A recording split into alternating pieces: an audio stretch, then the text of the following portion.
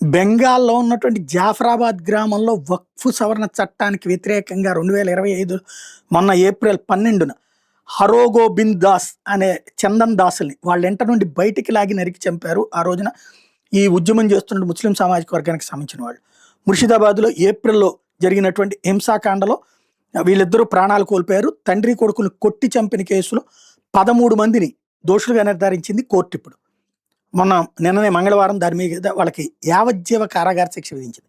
బాధితుల కుటుంబానికి పరిహారంగా 15 లక్షలు చెల్లించమని చెప్పి కోర్టు రాష్ట్రాన్ని ఆదేశించింది. ఈ 13 మందిని దోషులుగా మొన్న సోమవారం నిర్ధారించి నిన్న మంగళవారం తీర్పిచ్చారు.